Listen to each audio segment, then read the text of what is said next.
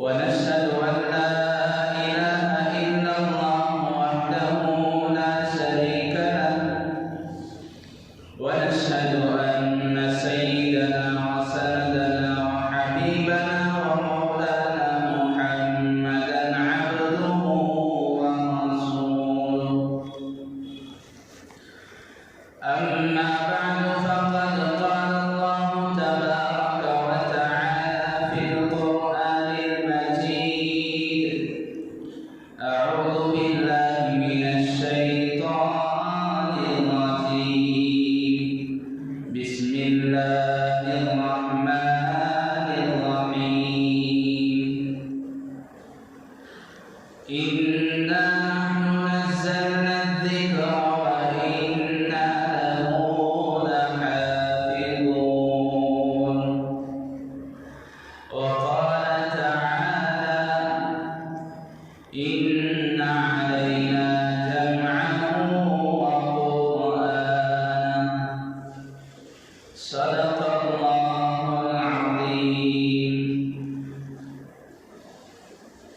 اللهم صل على سيدنا ومولانا محمد في أول كلامنا اللهم صل على سيدنا ومولانا محمد في أوسط كلامنا اللهم صل على سيدنا ومولانا محمد في آخر كلامنا اللهم أيدنا بتأييدك اللهم أيدنا بتأييدك اللهم أيدنا بتأييدك يا رب العالمين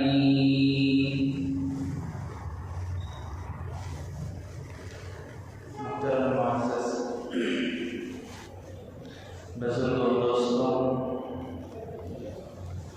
نوجوان بھائی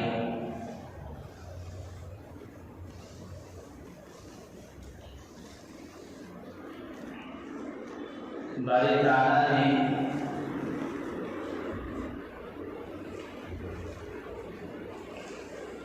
ساری انسانیت کی ہدایت اور رہنمائی کے لیے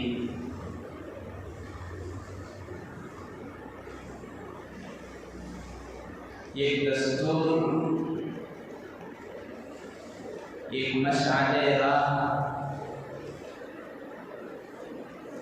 ایک روشنی عطا فرمائے جسے ہم اور آپ کتاب اللہ قرآن مجید کلام اللہ کے نام سے جانتے ہیں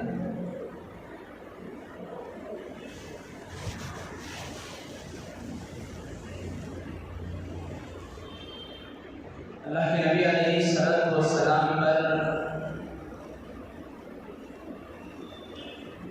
اللہ تعالیٰ نے جو کلام اللہ نازل فرمایا اس کا انداز ہی نرالا ہے اس کا ایک الگ ہی اعزاز ہے اس کا ایک الگ ہی طریقہ کار رہا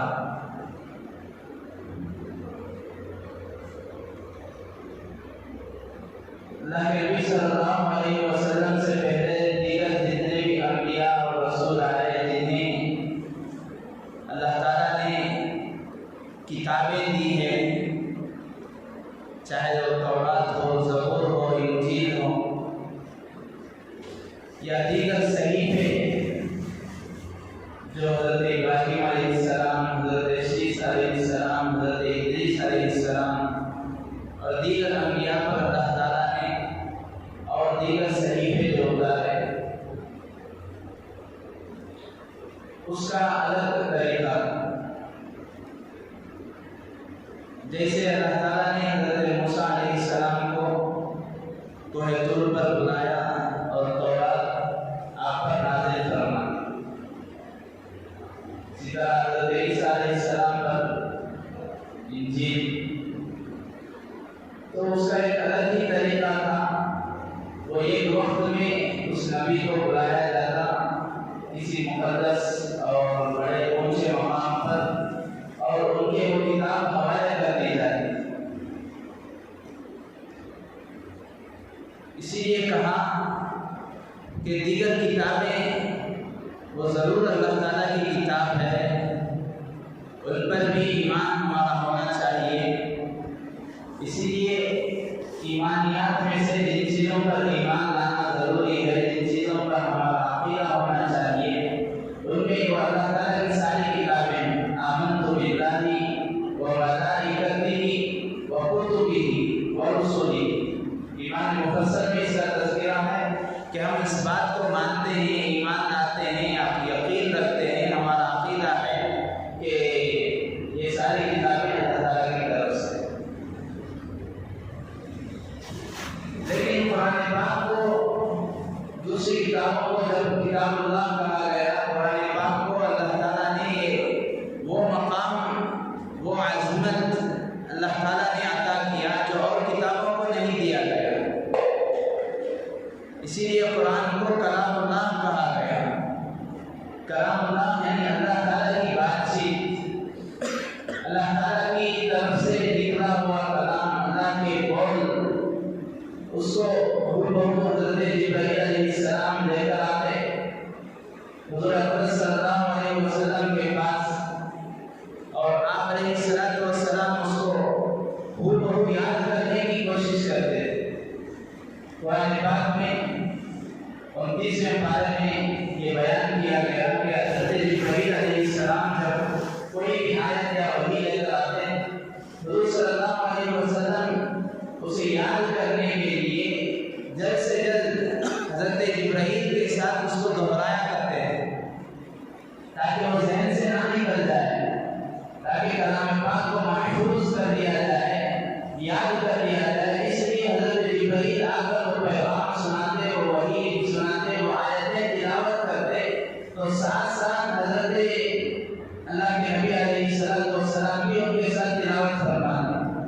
تب اللہ تعالیٰ نے حکم نازل فرمایا، یہ وحی نازل فرمائی کہ اے محمد صلی اللہ علیہ وسلم، آپ کو اس بات کی فکر کرنے کی ضرورت نہیں ہے کہ اگر جبرائیل کے ساتھ ساتھ جلد سے جلد میں نہ پڑھوں گا تو مجھے یاد نہیں ہوگا، قرآن محفوظ نہیں ہوگا. یہ آپ اس کی فکر مت کیجیے، آپ اس کو پہلے غور سے سنیے، سمجھیے. اور قرآن کو جمع کرنا، قرآن کی حفاظت کرنا، قرآن کو پڑھوانا، قرآن کو تا قیامت اس کو جمع کر کے محفوظ کرنا، ان علینا جمعہ و قرآن، یہ تو ہماری ذمہ داری ہے. اسی لیے علماء نے لکھا ہے اس کے بعد سے اللہ کے نبی علیہ السلام کو اللہ تعالیٰ نے وہ قوت عطا کی، وہ قوت حافظہ، وہ یادداشت کی قوت صرف اللہ کے نبی علیہ السلام کو نہیں بلکہ حضرات صحابہ کو وہ قوت عطا کی کہ حضرت جبرائیل اللہ کے نبی کے پاس آتے اور وہ آیتیں، وہ وحی، وہ قرآن پڑھ کر سنا کر چلے جاتے. اللہ کے نبی علیہ السلام کو وہ یاد ہو جاتا. پھر اللہ کے نبی علیہ السلام کاتبین وحی چند ایسے صحابہ مقرر کیے گئے تھے جن کی ذمہ داری یہی تھی کہ جو وحی اللہ کے نبی علیہ السلام پر اترتی، جو آیتیں حضرت جبرائیل علیہ السلام لے کر آتے، اس کو وہ لکھ لیتے.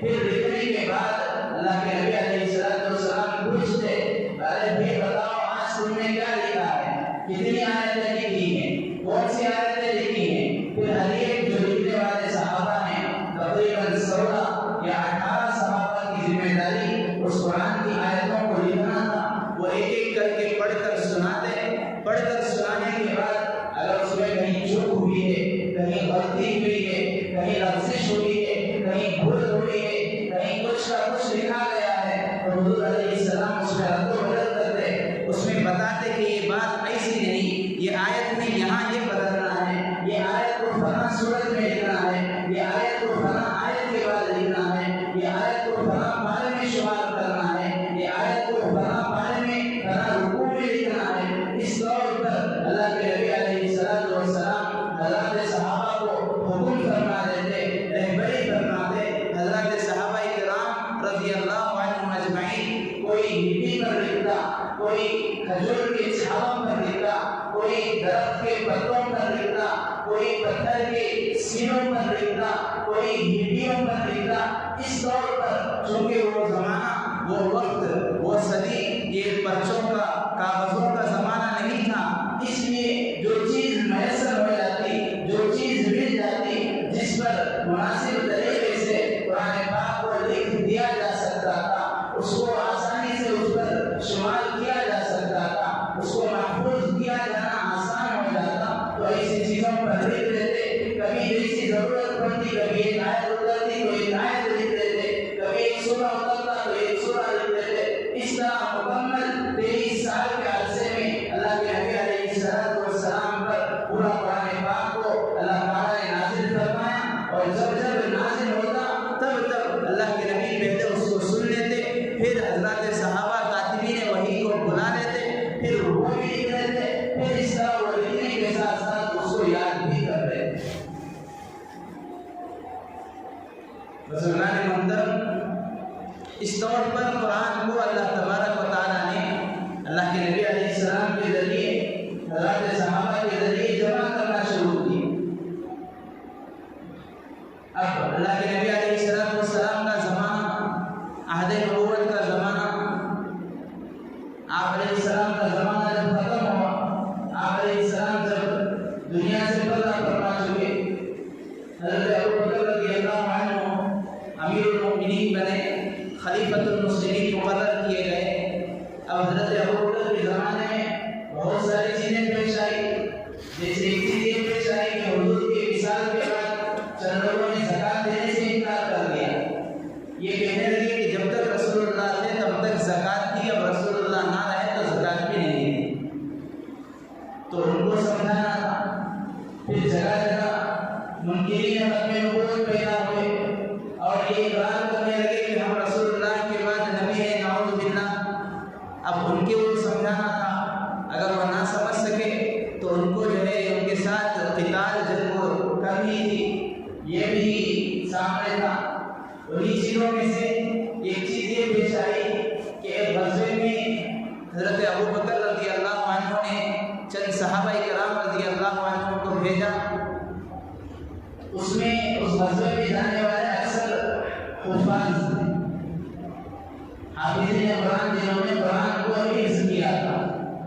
جب اللہ کے نبی پر قرآن اترتا، حضور صلی اللہ علیہ وسلم اس کو دکھاتے تو دکھانے کے ساتھ ساتھ اس کو یاد بھی دلایا کرتے تھے۔ اسی وجہ سے روایتوں میں، حدیث میں یہ بات ملتی ہے کہ حضور صلی اللہ علیہ وسلم خود قرآن کو یاد کرتے تھے اور اس کا دور کرتے تھے، وہ بھی حضرت جبرائیل علیہ السلام کے ساتھ۔ تو قرآن جب نازل ہو جاتا، سال بھر میں جتنا نازل ہوتا اتنا دور حضرت جبرائیل کے ساتھ آپ علیہ السلام رمضان میں کیا کرتے تھے۔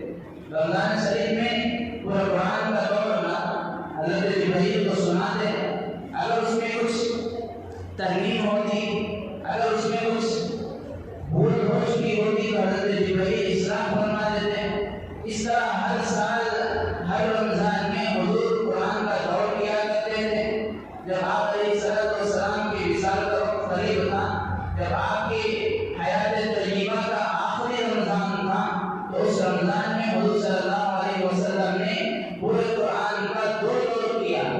ہر سال رمضان میں پورے قرآن کا ایک دور کرتے تھے، تو آخری رمضان میں آپ نے پورے قرآن مجید کا دو دور مکمل کیا۔ تو آپ علیہ السلام بھی اس بات کا اہتمام کرتے، قرآن کے یاد کرنے کا، قرآن کے پڑھنے کا، قرآن کے دور کا۔ تو حضرت صحابہ کو بھی ترغیب فرماتے، حضرت صحابہ کو بھی اس کی ترغیب دیتے کہ قرآن کو یاد کرو، کیونکہ کوئی بھی چیز جو محفوظ ہوتی ہے، آج کے زمانے کے حساب سے بھی ہم دیکھیں، کمپیوٹر کا زمانہ ہے، ترقی یافتہ زمانہ ہے، تو آج کے دور کے حساب سے بھی کوئی بھی چیز کو اگر ہم محفوظ کرنا چاہتے ہیں، کوئی بھی چیز کو باقی رکھنا چاہتے ہیں، تو اس کے دو طریقے ہیں۔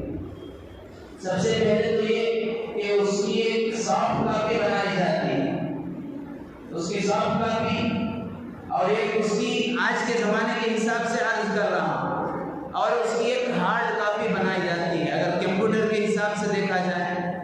تو اسی طرح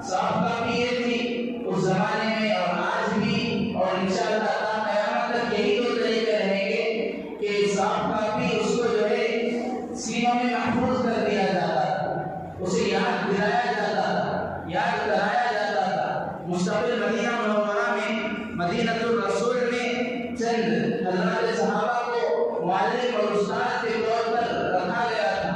ان کی ذمہ داری، ان کی خدمت یہی تھی کہ شوق رکھنے والے حضرات صحابہ کو قرآن پاک سکھایا جائے، یاد دلایا جائے، ان کا دور کرایا جائے، ان کا تکرار کرایا جائے۔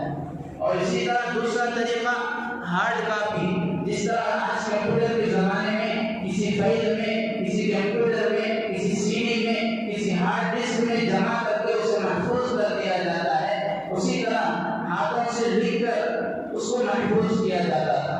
اللہ تبارک و تعالیٰ نے انہی دو طریقوں سے قرآن کو محفوظ کیا، روز اول سے، آج سے 1450 سال پہلے سے، اور یہی طریقہ چلا آ رہا ہے کہ اس کو لکھا بھی گیا، اس کو یاد بھی کیا گیا، لکھ کر بھی جمع کیا گیا، یاد کر کے بھی جمع کیا گیا، لکھ کر بھی محفوظ کیا گیا، یاد کر کے بھی قرآن پاک کو محفوظ کیا گیا۔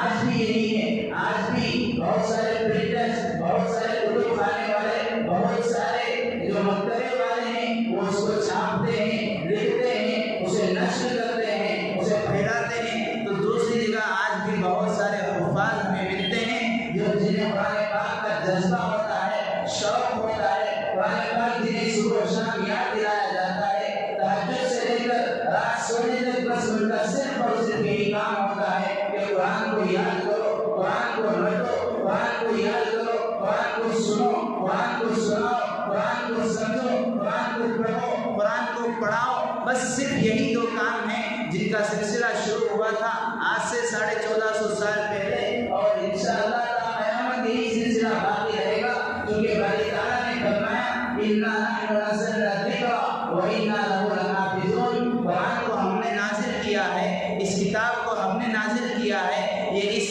اشارے کو، اس ہدایت کو ہم نے تمہارے درمیان اتارا ہے، تو ہم ہی اس کی حفاظت کے ذمہ دار ہیں۔ قرآن جب اتارا گیا، اللہ تعالیٰ نے قرآن پاک میں یہ ارشاد فرمایا اِنَّا عَرَضْنَا الْأَمَانَةَ عَلَى السَّمَاوَاتِ وَالْأَرْضِ وَالْجِبَالِ فَأَبَيْنَ أَن يَحْمِلْنَهَا وَأَشْفَقْنَ مِنْهَا وَحَمَلَهَا الْإِنسَانُ۔ جب ہم نے اس قرآن کو آسمانوں پر اتارنا چاہا تو آسمان نے یہ کہہ کر انکار کر دیا، زمینوں پر اتارنا چاہا، زمین نے یہ کہہ کر پیچھے ہٹ گئے، پہاڑوں پر اتارنا چاہا، پہاڑ یہ کہہ کر پیچھے ہٹ گئے کہ اس کا بوجھ ہم اٹھا نہیں سکتے، اس کی مشقت اٹھانے کی طاقت اور استطاعت ہمارے اندر نہیں ہے۔ وَحَمَلَهَا الْإِنسَانُ، اور اس کو انسان نے اٹھایا، انسان نے اس کو لیا، انسان کے سینے اور دل انہوں نے اس کو محفوظ کیا۔ اسی لیے حضرت زید بن ثابت رضی اللہ عنہ، جن کا شمار کاتبین وحی میں سے ہوتا ہے، یعنی وحی کو، قرآن کو لکھتے تھے، اللہ کے نبی علیہ السلام انہیں بلا کر لکھواتے تھے۔ وہ ایک حدیث میں بیان کرتے ہیں کہ اللہ کے نبی علیہ السلام پر جب وحی اترتی، جب قرآن اترتا تو اللہ کے نبی علیہ السلام کے چہرے سے پسینے موتی کے لڑی کی طرح، موتی کے قطرے کی طرح، چاندی کے قطرے کی طرح پسینے کے قطرے ٹپکتے تھے۔ آپ علیہ السلام کسی جانور پر بیٹھے ہوتے، وہی اترتی تو جانور اس کو برداشت نہ کرتے ہوئے وہی کی مشقت کو، وہی کے بوجھ کو، جانور بیٹھ جاتا، آپ کا چہرہ سرخ ہو جاتا۔ اتنا ہی نہیں، حضرت زید بن ثابت فرماتے ہیں کہ اگر میں قرآن کو لکھنے بیٹھتا اور لکھ کر جو آیتیں، جو کلام پاک اللہ تعالیٰ نے اللہ کے نبی پر نازل کیا ہے، اللہ کے نبی مجھے پڑھا رہے ہیں، میں پڑھتے ہوئے اس کو لکھ رہا ہوں، اور جب میں پڑھ کر لکھ کر فارغ ہوتا ہوں تو مجھے یوں محسوس ہوتا ہے کہ گویا کہ میرے بیٹھ کر لکھنے کی وجہ سے آج میرا ہاتھ اور پیر ٹوٹ ہی جائے گا۔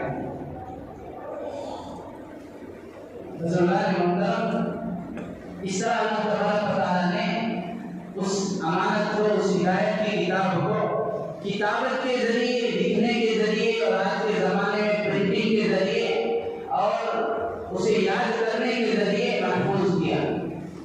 الغرض میں یہ عرض کر رہا تھا، جب حضرت ابوبکر رضی اللہ عنہ کا دور آیا، حضرت ابوبکر کے زمانے میں ایک غزوہ ہوا، ایک جنگ ہوئی جس میں شریک ہونے والے اکثر صحابہ حافظین قرآن تھے۔ اب سارے کے سارے وہ جنگ میں، اس غزوے میں گئے، اور سارے کے سارے وہ شہید ہو گئے۔ اب چونکہ حفاظت قرآن کے دو طریقے تھے، ایک تو یاد کرنا، ایک لکھنا، اور جو یاد کیے ہوئے تھے وہ سب کے سب شہید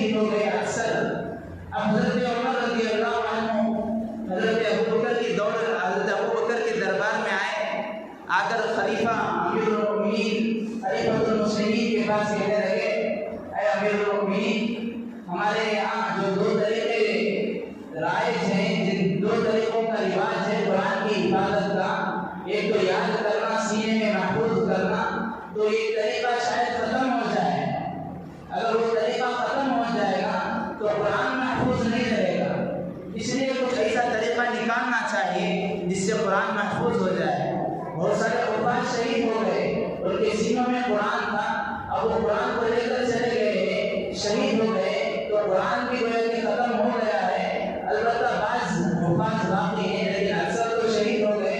اب اس بارے میں فکر کرنا ہے، قرآن کو، اس پیغام کو ہمیں آگے پہنچانا ہے۔ رسول اللہ صلی اللہ علیہ وسلم نے فرمایا ہے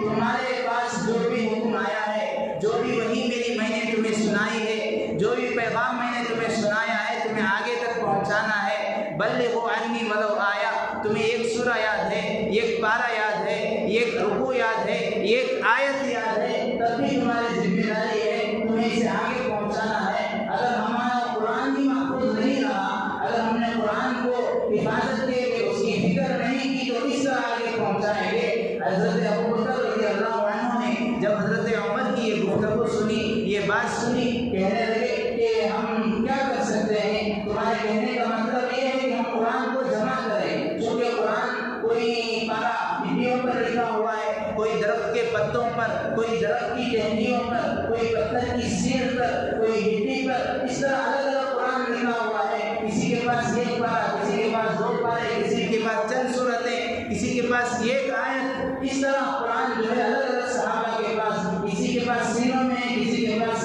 کتابت میں ہے، کسی کے پاس لکھائی کے ذریعے محفوظ ہے۔ تو یہ سارے قرآن کو ہم کیسے جمع کر سکتے ہیں؟ رسول اللہ صلی اللہ علیہ وسلم نے جمع نہیں کیا، تو حضرت عمر نے فرمایا، اور اس وقت آپ علیہ السلام نے جمع اس لیے نہیں کیا کہ حضور جب تک باحیات تھے اس وقت اس بات کا احتمال تھا کہ قرآن پاک کا کوئی حکم منسوخ ہو سکتا ہے، قرآن پاک کا کوئی حکم اللہ تعالیٰ اس کو رد و بدل کر سکتے ہیں۔ وحی کے ذریعے سے ایک حکم اللہ نے نازل کیا تھا، پھر اللہ تبارک و تعالیٰ اس حکم کو وحی کے ذریعے ختم کر سکتے ہیں۔ جیسے قرآن پاک میں ایک حکم نازل ہوا تھا، پارہ نمبر 28 میں اس کا تذکرہ ہے کہ جب تم میں سے کوئی بھی رسول اللہ کی خدمت میں جاتے ہو تو چاہیے کہ جانے سے پہلے صدقہ دے کر جایا کرو۔ جب تک تم صدقہ نہیں دیتے تب تک رسول اللہ کی خدمت میں حاضر نہیں ہو سکتے۔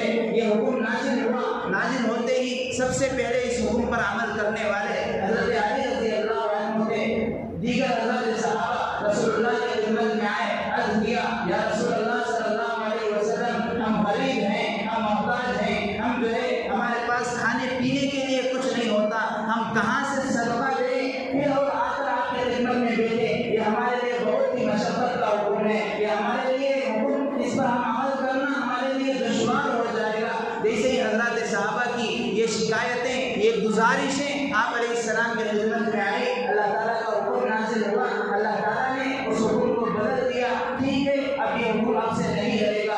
اس طرح کچھ حکم نازل ہوتا تو پھر وہ حضرات صحابہ پر یا امت پر یا اللہ تعالیٰ کی کسی مصلحت کی وجہ سے جسے ہم نہیں جانتے، اللہ تعالیٰ اسے رد و بدل کر دیتا، اس میں چینجنگ ہو جاتی۔ تو جب تک اللہ کے نبی تھے وہی اترتی تھی، جب تک اللہ کے نبی تھے تو یہ رد و بدل ہو سکتا تھا۔ جب اللہ کے نبی علیہ السلام کی وفات ہو گئی تو اب اس میں کوئی رد و بدل کی گنجائش نہیں ہے۔ بدلنا کام ما ننسخ من آیت او ننسها نأتی بخیر منها او مثلها، کسی بھی آیت کو ختم کرنا، کسی بھی آیت کا حکم بدلنا، یہ ہمارے ذمہ ہے۔ اگر ہم بدلتے ہیں، ہماری حکمت اس میں پوشیدہ ہوتی ہے، ہماری مصلحت اس میں پوشیدہ ہے۔ ہم کسی حکم کو اگر ختم کرتے ہیں، کسی حکم کو اگر ہم امت پر سے ہٹاتے ہیں، کوئی حکم ہمارا امت پر سے ہٹا لیا جاتا ہے تو اس سے بہتر ہم اسے عطا کرتے ہیں۔ تو اللہ کے نبی کی وفات کے بعد یہ معاملہ تو نہیں رہا، اب وحی کا سلسلہ بند ہو گیا۔ اللہ کے نبی نے جبرائیل سے پوچھا تھا، اے جبرائیل، کیا تم میرے بعد بھی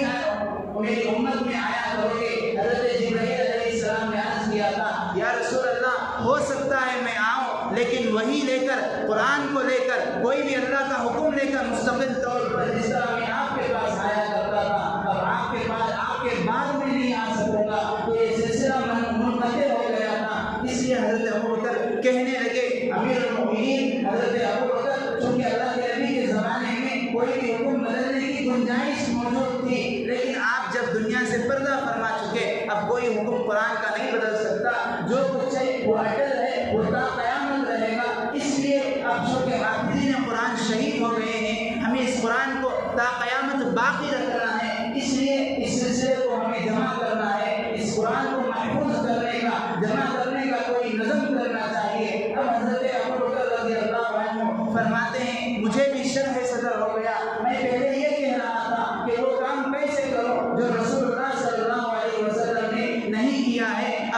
آخر میں مجھے حضرت عمر کی بات سن کر تسلی ہو گئی، دل کو اطمینان ہو گیا۔ پھر حضرت ابو بکر نے حضرت زید ابن ثابت رضی اللہ عنہ جو وحی کو لکھتے تھے، قرآن کی آیتوں کو محفوظ کرتے تھے، ان کو بلایا، حضرت زید ابن ثابت کو سمجھایا۔ پھر جو بات حضرت عمر نے کہی تھی وہی بات کہہ کر انہیں بھی تسلی دلائی، اطمینان دلایا کہ قرآن کو جمع کرنا کوئی غلط نہیں ہے۔ رسول اللہ صلی اللہ علیہ وسلم نے بے شک اس کام کو نہیں کیا تھا، لیکن اگر ہم نہیں کریں گے تو قرآن محفوظ نہیں رہے گا۔ اس طور پر حضرت زید بن ثابت، حضرت عمر رضی اللہ عنہ اور ایک مستقل کمیٹی کی شکل دی گئی جس میں چند صحابہ کرام موجود تھے، جن کا کام یہ ہوتا کہ وہ اعلان کرتے کہ جو صحابی جس صحابی کے پاس کوئی قرآن محفوظ ہے، چاہے وہ ان کے سینے میں ہو، چاہے وہ ان کے پاس کسی بھی لکھائی کی شکل میں ہو، وہ لے کر آئے۔ جب وہ لے کر آتے تو اس کو جو ہے دیگر صحابہ سے پوچھا جاتا کیا یہ حکم، یہ آیت تمہارے پاس بھی موجود ہے،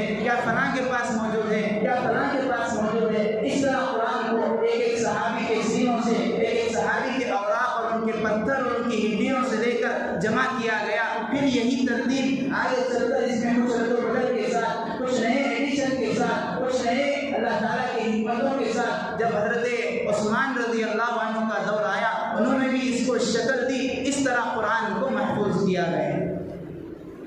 بزرگان محترم، اور قرآن اس طور پر محفوظ ہوتے 1400 سال سے چلا آ رہا ہے، اور آج ایک شخص کہتا ہے کہ قرآن پاک کی 26 آیتیں ایسی ہیں جو کہ قرآن پاک کی نہیں ہیں، جس میں اللہ تعالیٰ نے نعوذ باللہ من ذالک دہشت گردی کا حکم دیا ہے۔ جو 26 آیتیں دہشت گردی کو بتاتی ہیں، ایک دوسرے کے ساتھ لڑنے کو، مارنے کو، کسی کو ختم کرنے کو بتاتی ہیں، اور یہ اللہ تعالیٰ کا کلام نہیں ہو سکتا۔ نعوذ باللہ، لا حول ولا قوت الا باللہ۔ یہ جو ہے حضرت ابو بکر اور عمر، انہوں نے قرآن میں رد و بدل کیا ہے۔ بزرگوں دوستوں، یہ چیز ہمیں سمجھنا بہت ضروری ہے۔ ہم لوگ مساجد سے دور کیا ہوئے؟ اللہ تعالیٰ نے ایک وقت ایسا لایا، غیر مسجدوں پر قبضہ کر لیے، مسجدیں بند ہو گئی، اور اس وقت ہم لاکھ چاہتے مسجدوں کے پاس آتے، مسجدوں کے گیٹ، مسجدوں کے دروازوں کو کھٹکھٹاتے، لیکن کوئی راستہ نہیں تھا مسجد میں 2 رکعت نماز پڑھنے۔ اسی طرح ہم لوگوں نے قرآن کو چھوڑ کیا دیا، قرآن پاک سے دور ہو گئے، قرآن پاک کی تعلیم کو، قرآن پاک کی احکامات کو اپنی زندگی سے نکال دیا، قرآن پاک کو ہم نے اپنے پیٹھ پیچھے ڈال دیا۔ تو آج ایک ایسا شخص جسے نہ استنجے کے طریقے معلوم ہیں، نہ استنجا کرنے کے بعد دھونے کا طریقہ آتا ہے، ایسا شخص کہہ رہا ہے کہ قرآن پاک اللہ کا کلام نہیں ہے، 26 آیتیں اللہ کے کلام نہیں ہے۔ یہ تو نعوذ باللہ ابو بکر اور عمر نے اس میں کچھ ایڈیشن کر دیا ہے، کچھ ایڈ کر دیا ہے۔ یہاں پر رک کر یہ بات سمجھیں، جو شخص جس نے کہا وسیم رضوی، حالات سے واقف ہونا ہمارے لیے بہت ضروری ہے۔ کس طرح کے فتنے آج کل اٹھ رہے ہیں، کس طرح مسلمانوں کے دین اسلام پر، قرآن پر، احادیث پر حملے ہو رہے ہیں، اس کی حقیقت کیا ہے، کیوں فتنے اٹھ رہے ہیں، ان کا تعلق کہاں سے، ان کی حقیقت کہاں تک سچائی میں شامل ہے، ان باتوں کو جاننا ضروری ہے۔ تبھی ہم اپنے ایمان کو، اپنے عقائد کو، اپنے قرآن کو حفاظت کر سکتے ہیں۔ دراصل اس کا تعلق اس فرقے سے ہے جسے کہا جاتا ہے روافض۔ یہ فرقہ ہے، اللہ کے نبی علیہ السلام نے فرمایا تھا میری امت میں 73 فرقے ہوں گے، اور ان میں سے ایک فرقہ ہے شیعہ فرقہ، اور اس کے بعض لوگ ہیں جنہیں کہا جاتا ہے روافض۔ لمبی تفسیر ہے، مختصر طور پر عرض کرتا ہوں۔ یہ روافض ایک جماعت ہے، تنظیم ہے، ایک فرقہ ہے۔ ان کے بنیادی طور پر 3 عقیدے ہیں، 3 باتیں ہیں۔ پہلی تو یہ بات ہے ان القرآن محرف، نعوذ باللہ یہ لوگ کہتے ہیں کہ قرآن تحریف شدہ، قرآن میں رد و بدل ہوا ہے، قرآن کلام اللہ نہیں ہے، اور اس کے کلام اللہ ہونے کا یقین رکھنا بھی نعوذ باللہ ضروری نہیں۔ دوسرا عقیدہ ان کا یہ ہے العیاذ باللہ ثم نعوذ باللہ کہ چند صحابہ اہل بیت، حضرت علی رضی اللہ عنہ، حضرت فاطمہ، حسن حسن حسین اور دیگر چند صحابہ کے علاوہ سارے کے سارے صحابہ حضور علیہ السلام کے وصال کے بعد دنیا سے پردہ فرما جانے کے بعد نعوذ باللہ مرتد ہو گئے، اسلام سے پھر گئے۔ کہنے میں بھی ہمیں ڈر ہوتا ہے لیکن سمجھنے کے لیے کہنا ضروری ہے۔ اور تیسری بات یہ ہے کہ وہ لوگ یہ کہتے ہیں کہ اللہ کے نبی علیہ السلام کے بعد جو حضرت ابوبکر پہلے خلیفہ بنے، حضرت ابوبکر کے بعد حضرت عمر دوسرے خلیفہ بنے، مسلمانوں کے دوسرے امیر بنے، تو یہ دونوں نعوذ باللہ غاصب ہیں۔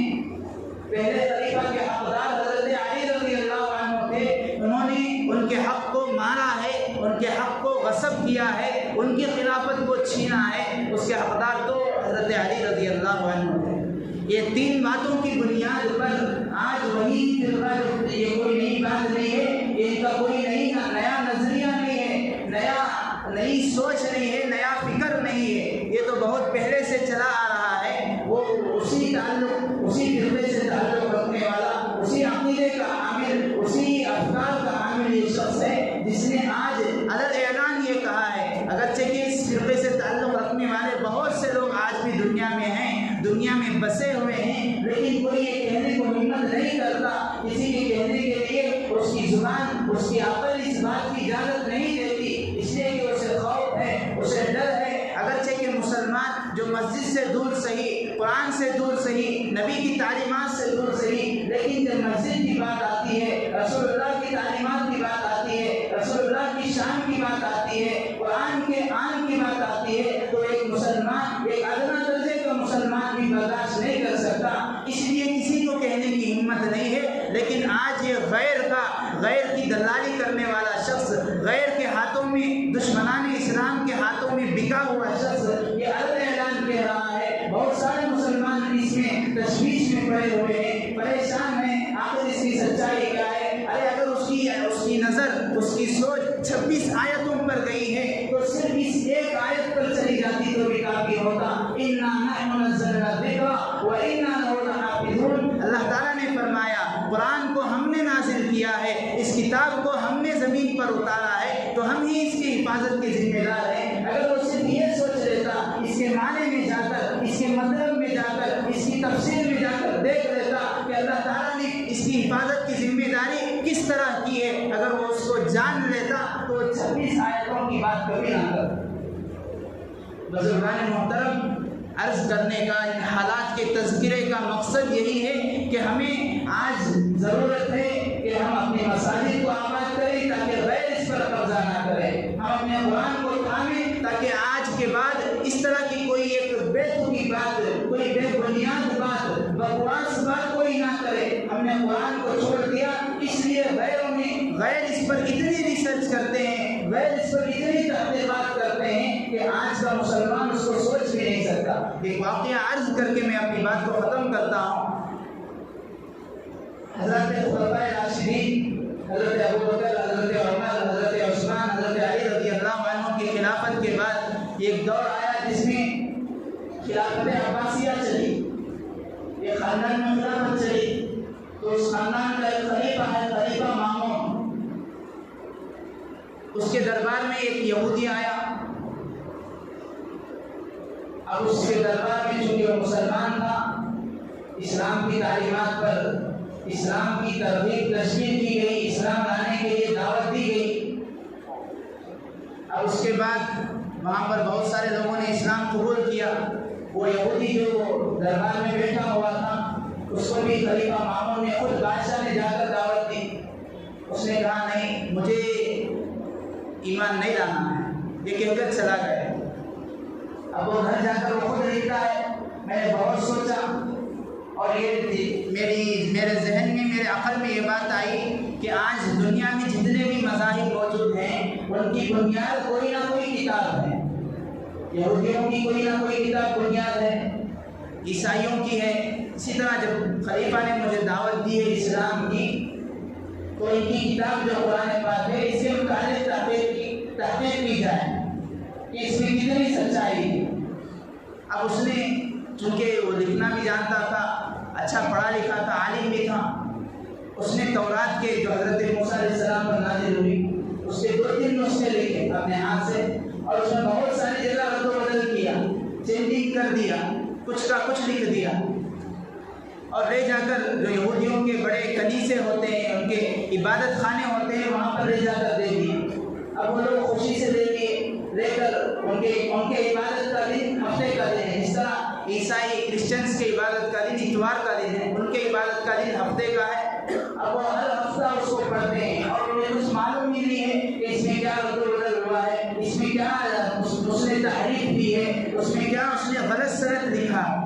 اب وہ ہر ہفتہ پڑھ رہے ہیں، اسی کی تعلیم سننے والوں کو ہو رہی ہے۔ اسی طرح انجیل بھی اس نے لکھی، عیسائیوں کی کتاب، لے جا کر چرچ میں وہاں کے جو بڑے ہوتے ہیں ان کے حوالے کیا۔ اب وہ بھی خوشی سے انہوں نے لے لیا کہ ایک غیر نے، ایک یہودی نے ہماری کتاب لکھی ہے، اور خوشی سے لے کر انہوں نے ہر اتوار اس کی تعریف کی، ہر اتوار اس کو پڑھا جا رہا ہے۔ اب اس نے اسی طرح قرآن کو بھی لکھا، قرآن میں بھی بہت ساری جگہ اس نے رد و بدل کیا، آیتیں کچھ تھی تو اس کی کچھ عربی اور دوسرے عربی بنا کر لکھ دیا۔ اب لے جا کر ایک مسجد کے امام، ایک عالم کو دیا، اور اسی طرح ایک عام آدمی، ایک عام مسلمان کے ہاتھ میں بھی اس نے دیا۔ اب جیسے ہی ایک عام مسلمان قرآن کو لیتا ہے، اپنے مسجد کے امام کے پاس جاتا ہے، کہتا ہے کہ فلاں یہودی نے، فلاں غیر نے کتاب دی ہے، اس کو دیکھا جائے۔ اب جمعہ آنے سے پہلے ہی امام صاحب نے اسے بلایا اور کہا کہ اس کتاب کو کس نے لکھا؟ پوچھا، کہنے لگا میں نے ہی لکھا۔ امام صاحب نے پوچھا سوتے ہوئے لکھا ہے یا جاگتے ہوئے؟ کہنے لگا جاگتے ہوئے لکھا ہوں۔ امام صاحب کہنے لگے یہ تو ہرگز نہیں ہو سکتا، یا تو سوتے ہوئے لکھا ہے یا تو نے اس میں کچھ شرارت کی ہے۔ کہنے لگا کیوں، آخر کیا بات ہے، اس طرح کا سوال کیوں کر رہے ہو؟ میں نے تورات بھی لکھی، میں نے انجیل بھی لکھی، کسی نے کچھ نہیں کہا، آپ ہی اعتراض کر رہے ہیں، کیا بات ہے؟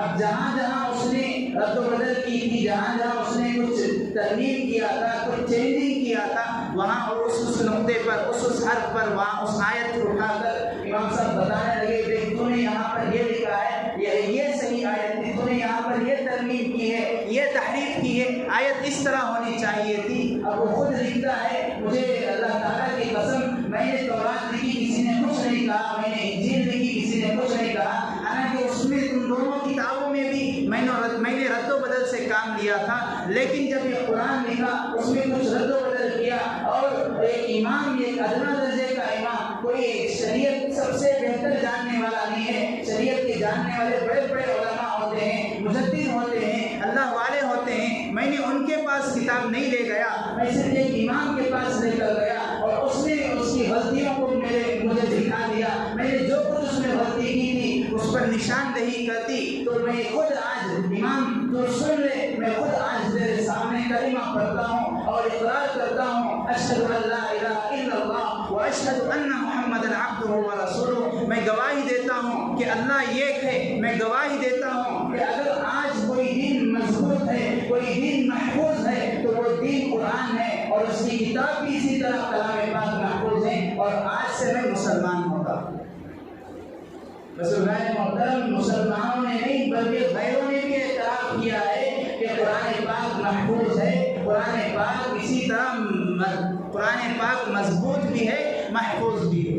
اور آج ہمارا حال یہ ہے کہ آج ہماری تعلیمات اور آج ہمارے چال چلن، ہمارے رویے کی وجہ سے غیر اسلام سے اتنے دور ہوتے جا رہے ہیں، غیر اسلام سے متنفر ہوتے جا رہے ہیں، غیر مساجد کو دیکھ کر ڈرنے لگتے ہیں، غیر مسلمان کو دیکھ کر ان سے نفرت اور تعصب میں مبتلا ہو جاتے ہیں۔ اس کے صرف اور صرف ہم ذمہ دار ہیں، نہ ہمیں اپنے مساجد کا پاس و لحاظ ہے، نہ قرآن کی تعلیمات کا پاس و لحاظ ہے، نہ مساجد کے اطراف و اطراف کس طرح جگہ کو پاک و صاف رکھا جاتا ہے اس کا خیال ہے۔ بارہا یہ عرض کیا گیا، جس طرح مسجدیں ہماری پاک و صاف ہوتی ہیں، جس طرح اللہ کا گھر پاک و صاف ہونا چاہیے، اس کے راستے بھی پاک و صاف ہونے چاہیے، وہاں سے آنے والوں کو کوئی تکلیف نہ ہو۔ غیر دیکھ کر ہمارے رویے کو، ہماری معاشرت کو، ہمارے اخلاق کو، ہماری معاملات کو، ہماری دنیا کو دیکھ کر غیر مانوس ہو، متنفر نہ ہو، اسلام سے قریب ہو۔ یہ دعوت کا سب سے بہترین طریقہ ہے، یہ تبلیغ کا سب سے بہترین طریقہ ہے۔ ایک صاحب کو عرض کیا گیا، ارے بھائی مسجد کے سامنے کے حصے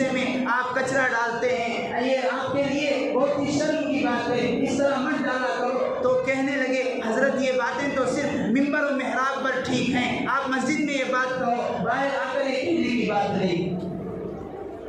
یہ غیر سے کہا گیا یہاں پر ہماری عبادت خانہ ہے, ہماری عبادت کی جگہ ہے, یہاں پر کچرا مت ڈالو, یہاں پر گندگی مت پھینکو. وہ عورت غیر عورت کہنے لگی. پہلے آپ اپنے لوگوں کو سمجھائیے.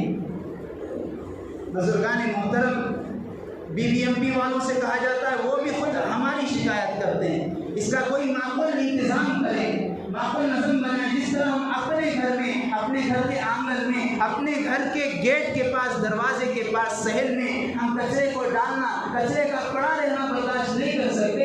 یہ تو اللہ تعالیٰ کا گھر ہے. اللہ تعالیٰ کس طرح برداشت کریں گے؟ کہاں سے اللہ کی رحمت آئے گی؟ کہاں سے اللہ تعالیٰ کی رحمت ہماری طرف متوجہ ہوگی؟ کہاں سے مسلمان اللہ تبارک و تعالیٰ کی رحمت کے سائے میں آئے گا؟ اس لیے گزارش ہے, ہم اپنے اعمال کو ایسے, ہم اپنے اعمال کی وجہ سے, ہمارے اعمال کی وجہ سے غیر اسلام سے متنفر نہ ہو, اس بات کی فکر کریں. غیر تعصب میں مبتلا نہ ہو, غیر اسلام سے دور نہ بھاگے. آج یہی ضرورت ہے کہ ہم قرآن کو اپنائیں, قرآن کی تعلیمات کو اپنائیں. ہم نے قرآن کو چھوڑ دیا, قرآن کی تعلیمات کو چھوڑ دیا, شریعت کے احکامات کو بھلا بیٹھے, غیر نے اس کو اپنا لیا. غیر آج صبح سویرے تہجد کے وقت اٹھتے ہیں, صبح سویرے اپنی پوجا کرتے ہیں, صبح سویرے اپنے کاروبار کے لیے نکلتے ہیں. اور آج ہمارے مسلمان کی صبح ہوتی ہے 10 بجے, 10:30 بجے, 11 بجے, اور یہ کہتا ہے میں آج صبح بہت جلد اٹھ گیا. ارے بھائی کتنے بجے اٹھے؟ کہتا ہے میں آج 9 بجے اٹھ گیا. مسلمان کی صبح تو صبح صادق کے وقت ہوتی ہے, تہجد کے وقت ہوتی ہے. بزرگان محترم, اس لیے اس بات کی فکر کریں, رمضان کا مہینہ قریب آ رہا ہے. اللہ کے علماء نے لکھا ہے, بزرگوں کا یہ معمول ہوتا تھا, رمضان کی آمد سے 6 مہینے پہلے سے رمضان کی تیاری کرتے تھے, رمضان کے شوق میں رہتے تھے. یہی شوق رسول اللہ صلی اللہ علیہ وسلم نے دعا میں سکھائی, بلغنا رمضان, اے اللہ ہمیں رمضان تک پہنچا. پھر رمضان چلا جاتا, بزرگان دین, علماء کرام اس بات کی فکر میں رہتے, افسوس میں رہتے, غم زدہ رہتے, اے اللہ ہم نے جس طرح رمضان گزارنا تھا, جس طرح رمضان کی قدردانی کرنی چاہیے تھی, ہم نے اس طرح نہیں کیا, ہمیں معاف فرما. 6 مہینے رمضان کے شکرانے میں گزر گئے, 6 مہینے رمضان کی تیاری میں گزر گئے, سارا سال قرآن کے مطابق گزر گئے. اس لیے اس بات کی فکر کی ضرورت ہے. اس لیے ہم ہمارے کسی بھی عمل سے غیر متاثر نہ ہو, اور اسلام پر کوئی دھبا نہ لگے. تو امید خیر نیست شر مراسا, فارسی کا مشہور محاورہ ہے کہ اگر ہمارے سے کوئی خیر کا کام نہیں ہو سکتا تو شر کا کام بھی نہیں ہونا چاہیے. اگر ہم تبلیغ نہیں کر سکتے, اگر ہم اللہ کے راستے میں نہیں جا سکتے, اللہ کے دین کو لے کر گلی گلی نہیں گھوم پھر سکتے, کم از کم اللہ کے دین پر دھبا نہ لگے, اللہ کی مسجدوں پر دھبا نہ لگے, اللہ کے کلام پاک پر دھبا نہ لگے. اس بات کی فکر کرنا ہمارے لیے ضروری ہے. اللہ تعالیٰ سے دعا ہے, اللہ تعالیٰ کہنے سننے سے زیادہ صحیح معنوں میں ہمیں کہی سنی باتوں کو سمجھنے کی اور قرآن پاک پر عمل کرنے کی, اسے اپنی زندگی میں اتارنے کی توفیق نصیب فرمائے. آمین. وآخر دعوانا الحمدللہ رب العالمین. جو آپ سنت نہیں پڑھا پڑھیں.